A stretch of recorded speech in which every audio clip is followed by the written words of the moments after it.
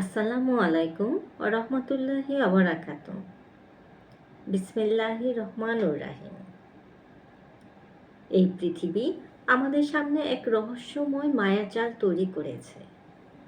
মায়া কিভাবে আমাদের সত্য উপলব্ধি থেকে দূরে সরিয়ে রাখে তা বোঝা খুবই গুরুত্বপূর্ণ।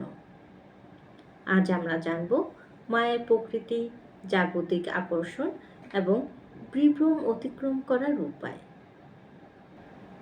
এখন আমরা জানব মায়ার পরিচয়।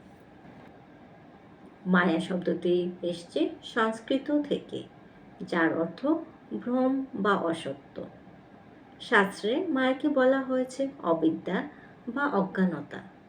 এটি এমন এক শক্তি যা আমাদের সত্যিকারের আত্মা এবং পরম সত্য থেকে দূরে সরিয়ে রাখে। শ্রীমদ্ ভগবদ গীতায় বলা হয়েছে, দৈত্যতা মায়ার প্রভাব, সুখ এবং দুঃখের মায়াজালে জড়িয়ে থাকা।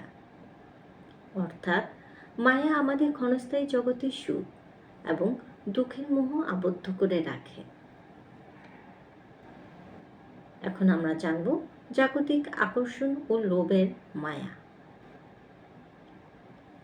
জাগতিক মায়া কিভাবে কাজ করে? এটি আমাদের মনকে জাগতিক বস্তু, সম্পর্ক এবং অবস্থানের প্রতি আকর্ষিত করে। আমরা ধন সম্পদ অর্জনের অস্থির থাকি, কিন্তু সেগুলো কখনোই স্থায়ী তৃপ্তি দেয় না।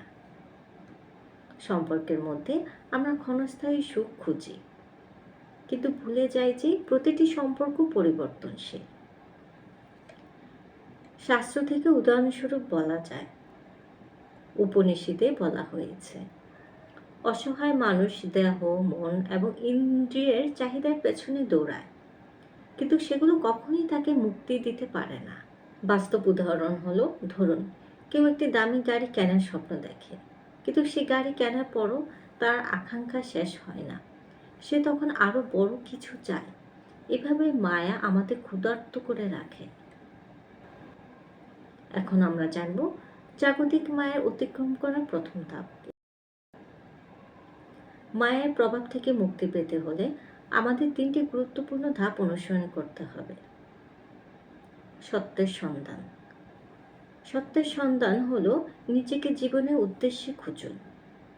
প্রতিটি কাজের পেছনে প্রশ্ন করুন, আমি কেন এটা করছি? এটা কি আমার আত্মিক উন্নতির জন্য নাকি মায়ের আকর্ষণ? ধ্যান ও মনন চর্চা।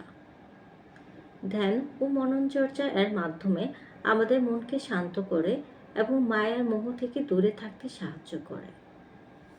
প্রতিদিন অন্ততপক্ষে 10 মিনিট নিজের মধ্যে ডুব দিন। সংযম এবং ত্যাগের চর্চা। সংযম এবং ত্যাগের চর্চার মাধ্যমে ক্ষণস্থায়ী এই জিনিসের পেছনে ছুটে না গিয়ে নিজেকে সংযমী করুন। ত্যাগের মাধ্যমেই আত্মার শক্তি বৃদ্ধি পায়।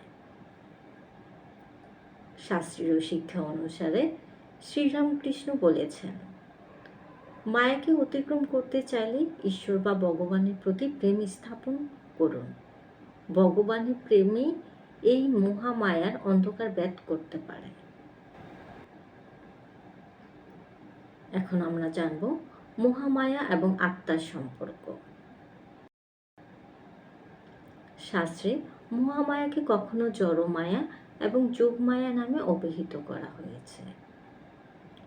জড় মায়া আমাদের জাগতিক আকর্ষণ এবং লোভের প্রতি আকর্ষিত করে, আর যোগমায়া আমাদের মায়া জাল থেকে মুক্তি পেতে সাহায্য করে। আমরা যদি আত্মিক শক্তিকে চর্চা করি, তাহলে যোগমায়ার সাহায্যে জড়মায়াকে জয় করতে পারি।